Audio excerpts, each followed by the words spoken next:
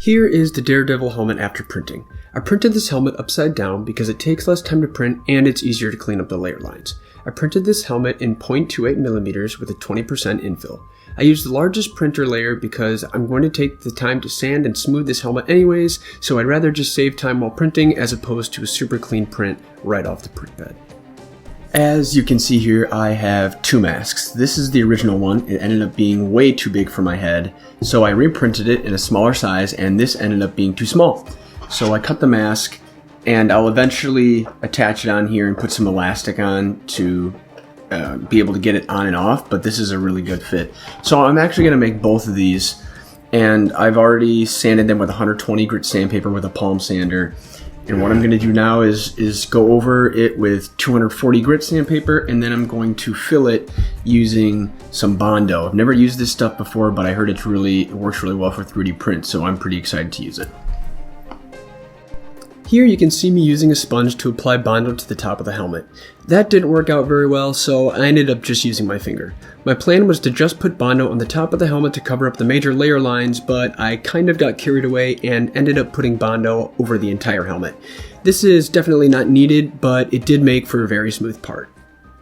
After the Bondo was dry, the helmet was sanded with 240 grit sandpaper followed by a coat of primer. After priming, the helmet was sanded again with 320 grit sandpaper. The second helmet I printed followed this same exact process, but for simplicity's sake, I only filmed the priming and sanding of one of the helmets. I then used a pick to clean out the grooves in the helmet to make sure that the fine details weren't lost after the helmet was primed and sanded. So I decided to switch things up a bit, and what you're seeing right now is the smaller of the two helmets. I chose to spray paint this helmet red, and the other helmet I painted gold. After initial painting, I'm doing some fine detailing with acrylic paint. This helmet will get a matte black detailing, and the other will get a metallic silver detailing. I tried using the acrylic paint in the grooves of the helmet, but that didn't work very well, so I ended up using a fine tip Sharpie instead. After detailing is finished, each helmet will get a satin clear coat. Here, I'm installing some elastic straps on the smaller helmet so the back piece can be connected while still giving me the ability to put on the helmet. I'm using contact cement to connect the straps.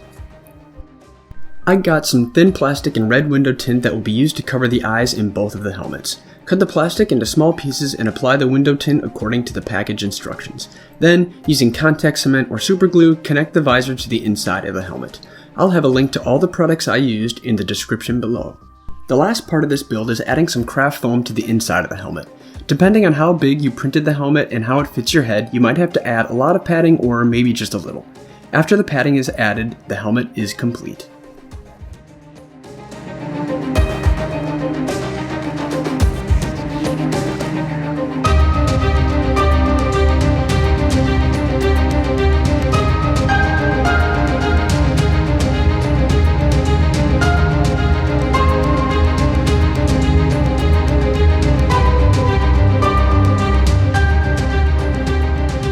I hope you enjoyed this video and thank you so much for watching.